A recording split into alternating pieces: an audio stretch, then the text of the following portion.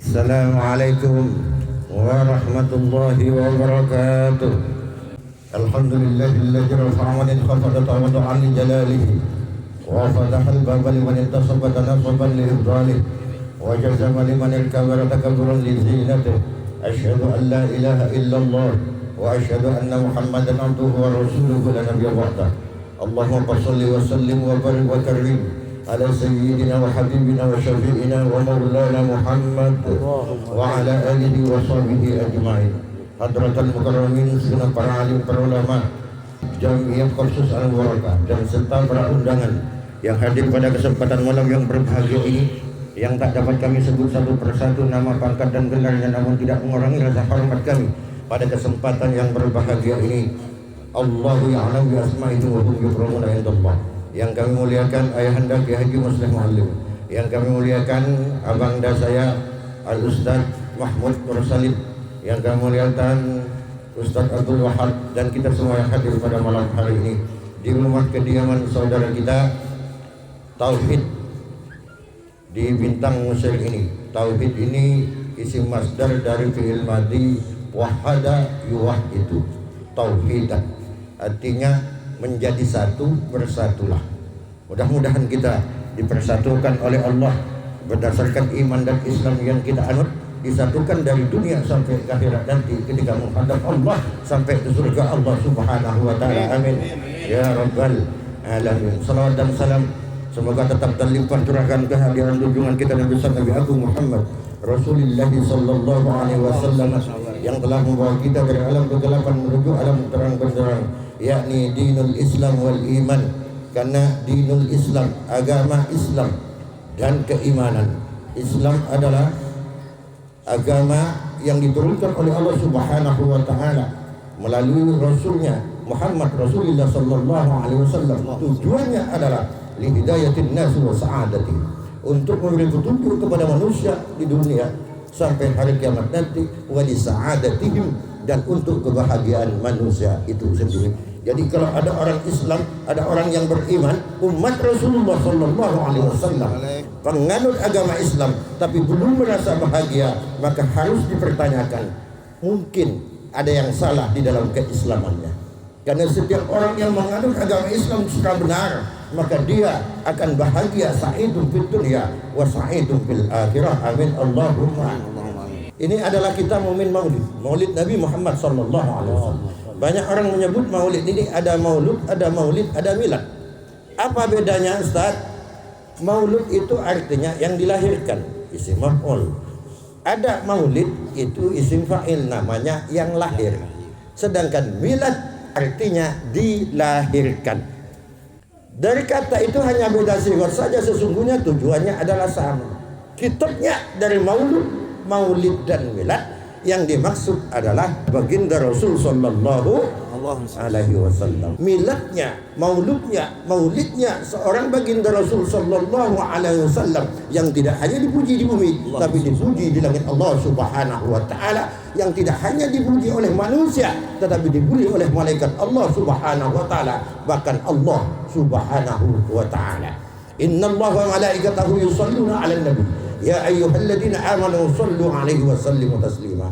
Allah saja membaca selawat, malaikat saja membaca selawat, para sahabat saja membaca selawat memperingati maulid Nabi Muhammad sallallahu alaihi wasallam. Tabi'in itu membaca selawat merayakan maulid Nabi sallallahu alaihi wasallam. Begitu juga tabi'in.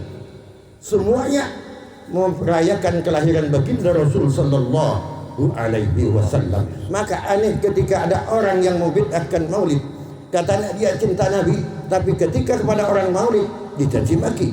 Katanya dia orang ahli sunnah, tetapi lihat orang baca salawat dia marah-marah. Berarti bukan umat Rasulullah sallallahu alaihi wasallam. Orang yang cinta pada Rasul, yang mengaku umatnya Rasulullah sallallahu alaihi wasallam, pasti cinta dengan baginda Nabi, pasti sering menyebut namanya. Bukankah kita ketika cinta kepada seorang, kita selalu menyebut namanya?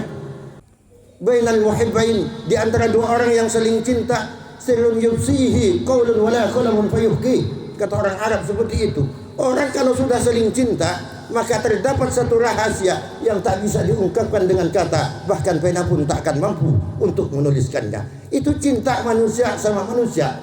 Bagaimana ketika dengan Rasulullah yang menjamin pada kita semua untuk masuk surga Allah Subhanahu wa taala. Bahkan ketika nanti di padang mahsyar, ketika kita dibangkitkan kembali oleh Allah Subhanahu wa taala, orang pertama kali yang akan dibangkitkan oleh Allah setelah malaikat adalah Rasulullah sallallahu alaihi wasallam. Malaikat datang, malaikat Jibril, malaikat Ruhul Amin datang. Muhammad, aku diperintahkan oleh Allah untuk membawanya ke surga Allah Subhanahu wa taala. Apa jawab Rasulullah? Tidak, malaikat Jibril. Aku tidak akan pernah masuk ke surgaku sebelum dipastikan, sebelum pasti tidak satupun umatku masuk ke neraka. Kalau sudah semua umatku masuk ke surga Allah, maka baru aku akan masuk ke surga Allah Subhanahu wa taala. Adakah orang tua kita yang seperti itu? Adakah anak kita yang seperti itu? Keluarga kita yang peduli dunia akhirat kepada kita selain baginda Rasul sallallahu alaihi wasallam? Tidak ada, wahai bapak-bapak sekalian. Di dalam sebuah kitab namanya kitab I'anatul Talibin, juz 3 halaman 414 dikisahkan begini. Di zaman Khalifah Harun ar-Rasyid yang biasa kita kenal dengan waktu itu hidup yang bernama Abu Nawas. Yang saya ceritakan pada saat ini adalah bukan Harun ar-Rasyidnya, bukan Abu Nawasnya, bukan. Tetapi ada seorang pemuda yang hidup pada saat itu di Basrah, di Baghdad, Irak. Kalau kita sekarang, itu ada seorang pemuda yang sangat fasik. Dia suka minum-minuman keras, berzina, berjudi, tidak pernah sholat, tidak pernah puasa. Kelakuannya seperti orang fasik. Dia mengaku orang Islam, tetapi dia tidak mau beribadah kepada Allah Subhanahu wa taala, bahkan maksiat yang selalu dilakukannya. Akhirnya apa? Seluruh kampung yang ada di situ tidak ada satupun yang senang terhadap pemuda tadi. Tetapi ada satu kelebihan yang dimiliki oleh si pemuda tadi. Setiap bulan Rabiul Awal, bulan kelahiran Nabi, dia ganti profesi. Yang biasanya teler, tidak teler lagi. Yang biasanya tak sholat, dia sholat, aktif 5 waktunya. Yang biasa tak tahajud, dia tahajud. Yang biasanya tak duha pagi, akhirnya dia duha. Dising-singkan lengan baju, pakaian rapi, pakai peci, sarung. Semua apa yang dimiliki dijual. Apa yang dimiliki selama 1 tahun itu dijual semua. Kemudian ia panggil masyarakat yang ada itu semua, dipanggil ulama-ulama yang ada di situ. Tujuannya apa? Dia minta rumahnya dipenuhi dengan salawat Nabi Muhammad sallallahu alaihi wasallam. Udah bulan Maulid, selesai bulan Maulid, bulan yang berikutnya kembali lagi penyakitnya. Tak mau sholat lagi, mabuk-mabukan lagi. Sampai bulan Maulid seperti itu lagi ceritanya. Tidak sampai pada Maulid yang ketiga, sang pemuda itu diambil oleh Allah nyawanya, meninggal dunia. Karena meninggal dunia, karena orangnya tidak pakai sholat, dibenci oleh masyarakat sekitarnya. Akhirnya apa? Akhirnya tidak ada satupun yang mau mandikan, tidak ada satupun yang mau sholatkan. Ketika kejadian hal tersebut, kemudian tiba-tiba muncul suara dari langit. Kalian masyarakat Basrah, kenapa kalian tidak mau mandikan, mengkafankan dan menguburkan pemuda ini? Ketahui oleh kalian semua bahwasanya pemuda ini telah aku ampuni, dan dia ini adalah salah satu dari calon penghuni surga Allah Subhanahu wa taala. Udah, singkat cerita, dilakukanlah karena ada suara seperti itu. Udah dikuburkan, malam datang kepada ulama yang mensolatkan pemuda tadi. Datang dalam mimpi, dia melihat sang pemuda itu berpakaian serba putih, begitu ganteng, mukanya berseri seperti malaikat. Dilihat di dalam mimpinya itu. Kemudian mereka berdialog. Kamu Ujang, kalau bahasa kita kan Ujang.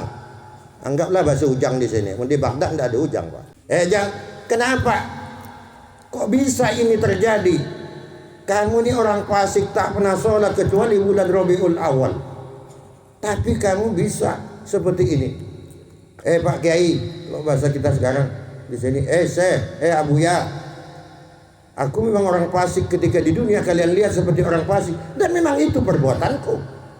Tapi perlu engkau ketahui, ternyata Allah sebelum aku melepaskan nafas terakhirku, Allah berkenan untuk mengampuniku, dan Allah menuntunku melalui malaikatnya membaca asyhadu an la ilaha illallah wa asyhadu anna muhammadar rasulullah. Sebabnya apa itu bisa terjadi? Karena aku ketika bulan Rabiul Awal begitu bangga, begitu bahagia, begitu bergembira, hingga aku apa yang aku miliki semuanya aku korbankan untuk memperingati Maulid Nabi besar Muhammad sallallahu alaihi wasallam. Dari kisah ini di dalam kitab Ya'atut Talibin ini, apa kesimpulannya Bapak-bapak sekalian? Kalau seorang fasik tak sholat, tak puasa, hanya dia beribadah ketika bulan Rabiul Awal saja, itu bisa masuk surga karena cinta kepada Allah, karena cinta kepada Rasulnya Muhammad sallallahu alaihi wasallam. Memperingati Maulid Nabi diwujudkannya dengan memperingati Maulid Nabi. Apalagi kita yang hari-hari kita sholat, apalagi kita yang hari-hari kita sedekah, apalagi kita yang sehari-hari kita tidak pernah meninggalkan ajaran Allah dan Rasulnya. Tentu kita akan lebih dari apa yang saya ceritakan tadi. Semua sesungguhnya dari Allah membaca salawat, malaikat membaca salawat, para sahabat juga. Kata Sayyidina Abu Bakar, man anfaqa dirhaman li maulidin Nabi sallallahu alaihi wasallam kun rafiqi fil jannah. Siapa yang menafkahkan 1 dirham saja yang ikhlas karena Allah untuk memperingati Maulid Nabi Muhammad sallallahu alaihi wasallam, kun maka adalah kamu rafiqi, akan menjadi temanku fil jannah nanti di surga Allah Subhanahu wa taala. Kenapa begitu beraninya seorang Sayyidina Abu Bakar As-Siddiq menanggung kita untuk dimasukkan sama-sama dengannya di surga? Hadirin yang dimuliakan Allah, bukankah Sayyidina Abu Bakar, Sayyidina Umar, Sayyidina Utsman, Sayyidina Ali, sahabat yang lain itu telah dijamin oleh Allah Subhanahu wa taala di surga Allah Subhanahu wa taala. Oleh karenanya, mari kita yang hadir pada malam hari ini, kita sama-sama muliakan bulan Maulid Nabi ini. Maulid Nabi tidak perlu kita mewah-mewah Pak, kalau memang tidak mampu. Berlebih-lebihan yang kemudian mendatangkan kesombongan kepada kita. Silakan kalau memang Anda ikhlas habis 1 miliar, itu lebih baik. Tapi kalau tak ikhlas lebih baik yang sedang-sedang saja, yang tengah-tengah saja. Karena saya tengah senyaman memang. Tengah-tengah baik. Berapa 1 dirham itu kata Sayyidina Abu Bakar? 1 dirham itu kalau diuangkan hari ini 400.000. Itu 1 dirham ukuran. Kalau dirupiahkan 400.000.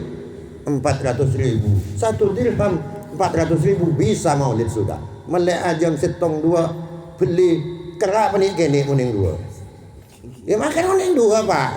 Pekerja aja oleh nih berapa orang. Lah kerap nih kene. Tolong lempu pancor.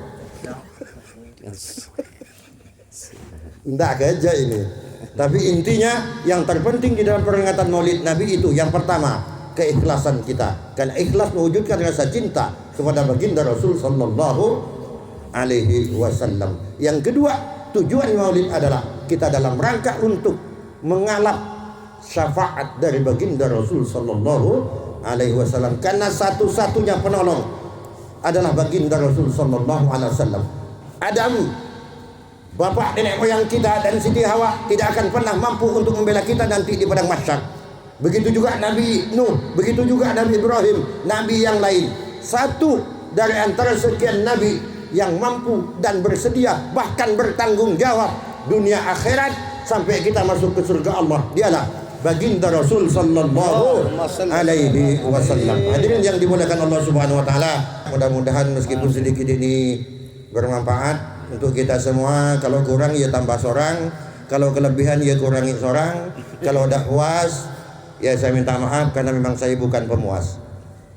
Khutmah sofa wadak makodar, ambil jika memang itu ada baiknya dan buang jauh-jauh ketika itu memang ada yang tidak baik. Allahu yuwaffiquna wa yarda, wallahu muwaffiq ila aqwamit thariq. Wassalamualaikum warahmatullahi wabarakatuh.